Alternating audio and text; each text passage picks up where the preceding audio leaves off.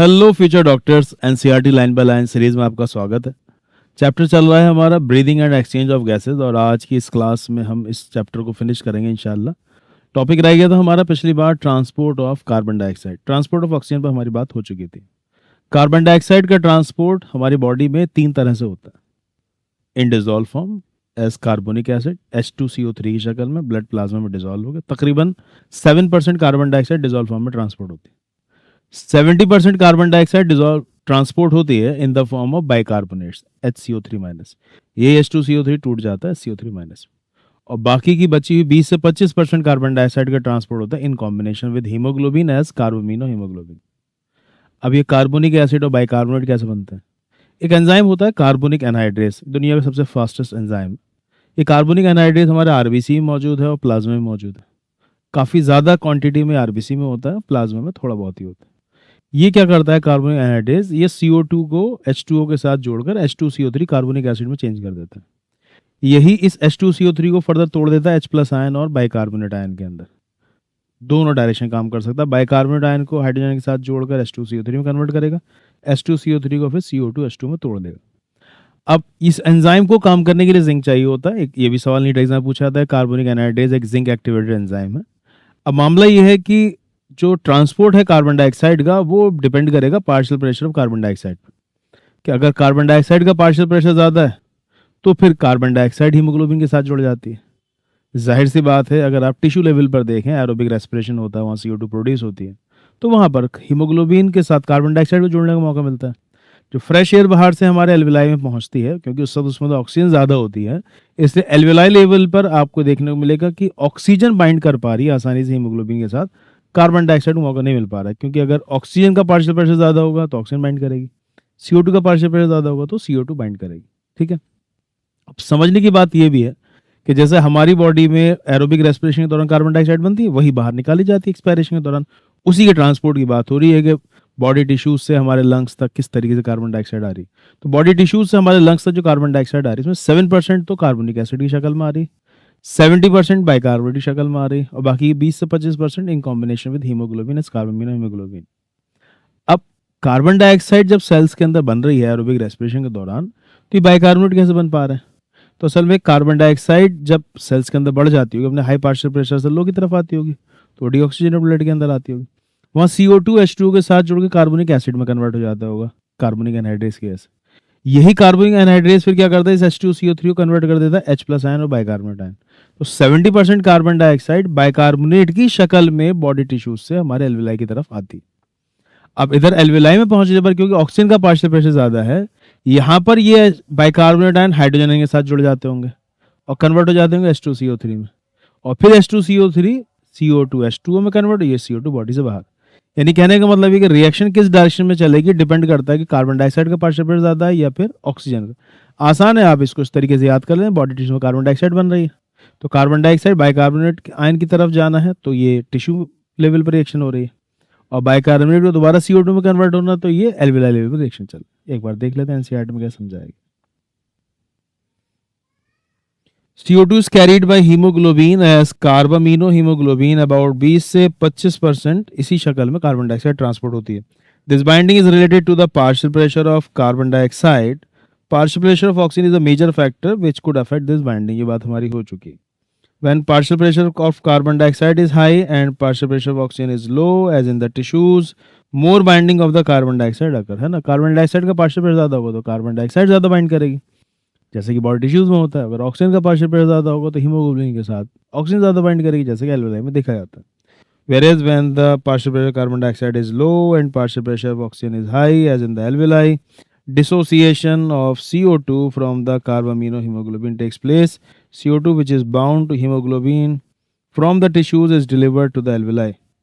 RBCs contains a very high concentration of the enzyme carbonic anhydrase and minute quantities of the same is present in the plasma too. थोड़ा बहुत plasma भी ये enzyme मौजूद होता है।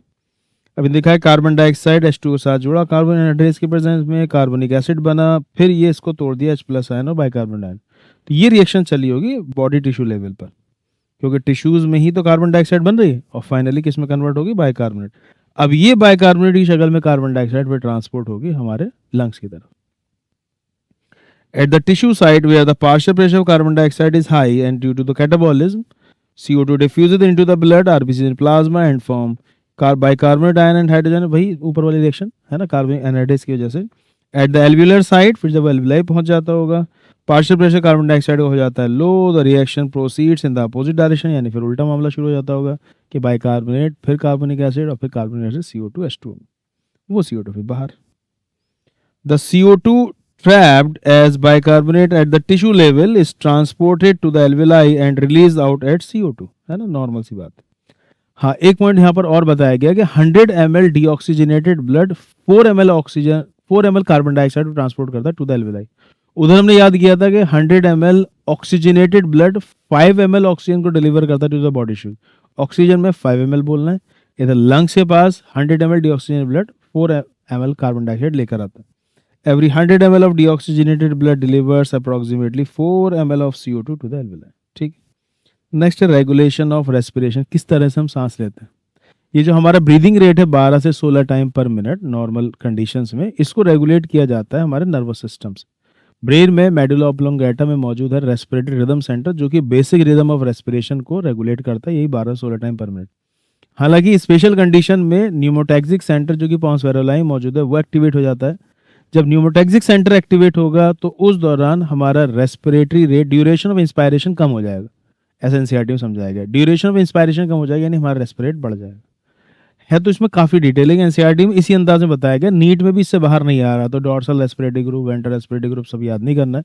बस आपको याद करना है मेडुला ऑब्लोंगेटा में मौजूद रेस्पिरेटरी रिदम सेंटर, पॉन्स वेरोलाई के अंदर मौजूद है pneumotaxic centre. Respiratory rhythm centre basic rhythm of respiration को रेगुलेट करता है और न्यूमोटैक्सिक सेंटर इस रेगुलेशन को मेंटेन कराने में मदद करता है रेस्पिरेटरी रिदम सेंटर की. जब न्यूमोटैक्सिक सेंटर एक्टिवेट होता है तो हमारा ड्यूरेशन ऑफ इंस्पायरेशन कम हो जाता है, यानी आपका रेस्पिरेट उस दौरान बढ़ जाता होगा. अब बॉडी के अंदर अल्लाह ताला ने कुछ स्पेशल कीमो रिसेप्टर्स भी रखे हैं जो कि एओर्टिक आर्च पर है. एओर्टिक आर्च जैसे एओर्टा निकला, फिर निकल के ऐसे ऊपर की साइड आता है असेंडिंग एओर्टा, फिर आर्च ऑफ एओर्टा, फिर डिसेंडिंग एओर्टा, फिर इससे ब्रांचेस निकल के पूरी बॉडी को ऑक्सीजन सप्लाई करती हैं. तो ये जो आर्च की तरह बनता है, ये आर्च ऑफ एओर्टा. यहाँ पर कीमो रिसेप्टर्स और कैरोटिड आर्टरीज यहाँ पर जो कि हमारे फेस और हेड को ऑक्सीजनेट ब्लड लेकर जाती है. तो कैरोटिड आर्टरीज में और आर्च ऑफ एओर्टा में यहाँ पर कीमो रिसेप्टर्स हैं. जब ब्लड यहाँ से गुजरता है और उसके अंदर अगर कार्बन डाइऑक्साइड या हाइड्रोजन आयन ज़्यादा है, तो कार्बन डाइऑक्साइड ज़्यादा होगी तो फिर कार्बोनिक एसिड और बाइकार्बोनेट आयन, हाइड्रोजन आयन भी ज़्यादा होंगे, इसलिए दोनों को साथ साथ बोला जाता है. तो जब carbon dioxide hydrogen ion blood के अंदर ज़्यादा होंगे तो ये सेंटर्स एक्टिवेट हो जाते हैं. कीमो सेंसिटिव एरियाज जो कि एओर्टिक आर्च और कैरोटिड आर्टरी मौजूद है, ये सिग्नल भेजते हैं फिर रेस्पिरेटरी रिदम सेंटर को मेडुला ऑब्लोंगेटा में. हाँ, रेस्पिरेटरी रिदम सेंटर जो है मेडुला ऑब्लोंगेटा, वहाँ पर भी कीमो रिसेप्टर मौजूद होते हैं. तो 3 जगह कीमो सेंसिटिव एरियाज मौजूद हैं. एक तो मेडुला ऑब्लोंगेटा में नियर रेस्पिरेटरी रिदम सेंटर, इसके अलावा एओर्टिक आर्च और कैरोटिड आर्टरीज में. यहाँ से जब ब्लड गुजरता है तो वो कीमो सेंसिटिव एरियाज एक्टिवेट हो जाते हैं, वो मैसेज भेजेंगे रेस्पिरेटरी रिदम सेंटर को. फिर उसी हिसाब से नेसेसरी एडजस्टमेंट किया जाता है ताकि कार्बन डाइऑक्साइड जो कि बॉडी में ज़्यादा हो रही है उसे बाहर निकाला जा सके. याद रखनी बात. इस पूरे टॉपिक में ऑक्सीजन का जिक्र नहीं हुआ, तो इसका मतलब ये हुआ कि जो हमारा रेस्पिरेटरी रेट है वो ऑक्सीजन पर डिपेंड नहीं करता है. कार्बन डाइऑक्साइड बढ़ती है, कार्बन डाइऑक्साइड घटती है, इससे रेगुलेट होता है. ऑक्सीजन का कोई खास रोल नहीं है इन रेगुलेशन ऑफ रेस्पिरेशन. तो यही वाली बात समझाई गई. Human beings have a significant ability to maintain and moderate the respiratory rhythm to suit the demands of the body tissue. This is done by the neural system. Spatial center present in the medulla region of the brain called the respiratory rhythm center, primarily responsible for regulation मतलब regulation of respiration. Another center present in the pons region of the brain called the pneumotactic center and can moderate the functions of the respiratory rhythm center. Neural signal from this center यानी pneumotactic center can reduce the duration of inspiration. उससे क्या होगा, आपका respiratory बढ़ जाएगा, जल्दी जल्दी आदमी सांस लेने लगेगा, and thereby alter the respiratory rate. A chemosensitive area is situated adjacent to the respiratory rhythm center, यानी वही मेडुला में मौजूद होता है, which is highly sensitive to the carbon dioxide and the hydrogen ion. Oxygen का जिक्र नहीं किया. Increase in these substances can activate this center, which in turn can signal the rhythm center to make necessary adjustment in the respiratory process by which these substances can be eliminated. Receptors associated with the aortic arch and carotid artery also can recognize the change in the CO2 and hydrogen concentration. तो chemosensitive areas 3 जगह मौजूद हैं. एक तो medulla में respiratory rhythm centre के बराबर में, इसके अलावा एओर्टिक आर्च और carotid arteries. The role of oxygen in the regulation respiration respiratory rhythm is quite insignificant. तो ये वाली बात आप याद रखेंगे। रेगुलेशन रेस्पिरेशन में ऑक्सीजन का ऐसा कोई खास रोल नहीं है, कार्बन डाइऑक्साइड हाइड्रोजन आयन का है।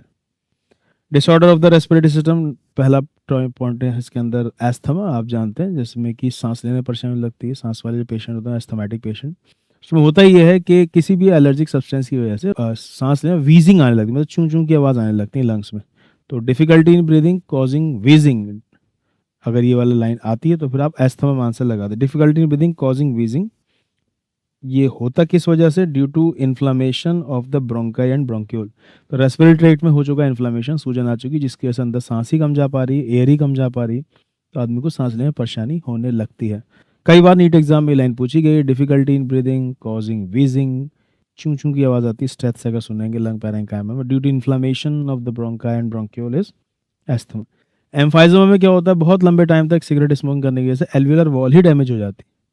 तो फिर जाहिर सी बात है, जब सरफेस एरिया कम हो जाएगा गैसेस एक्सचेंज का, तो आदमी को सांस लेने में परेशानी होगी। क्रोनिक डिसऑर्डर है, लंबे समय तक सिगरेट पीने से होता है, in which the alveolar wall are damage. इस लाइन पर नीट में बहुत बार सवाल आया। Due to which the respiratory surface area decrease, one of the major cause of emphysema is cigarette smoking. Occupational respiratory disorders, बहुत सारी बीमारियां ऐसी हैं रेस्पिरेटरी सिस्टम की जो कि आदमी को उसके रोजगार की वजह से होती हैं। जैसे कुछ ऐसी इंडस्ट्रीज हैं जहाँ पर कि स्टोन ग्राइंडिंग, पत्थर वगैरह तोड़े जाते हैं, रोड़ी बनाई जाती है।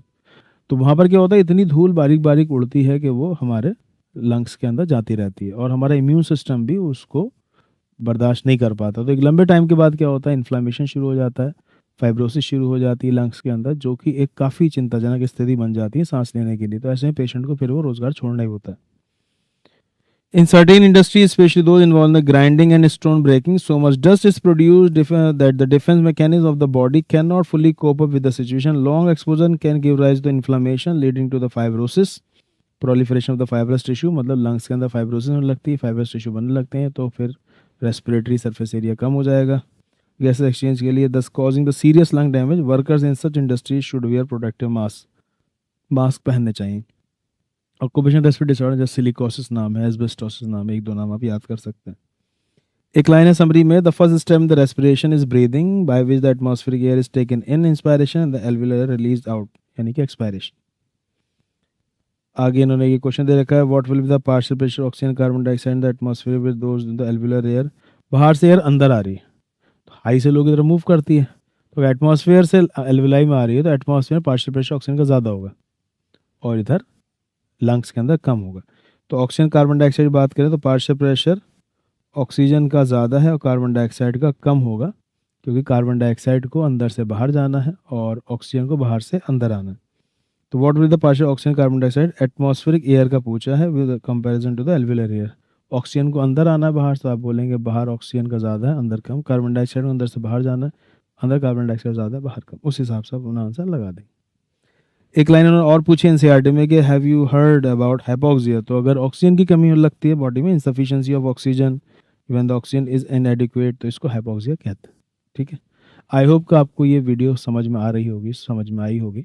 कोई भी टॉपिक अगर ऐसा है कि आपको कम समझ में आया, कोई लाइन समझ में नहीं आई, तो आप मुझे कमेंट सेक्शन ज़रूर लिख के बताइएगा, मैं इंशाल्लाह उसको सॉल्व करने की कोशिश करूँगा। जल्दी मिलते हैं किसी दूसरे चैप्टर के साथ।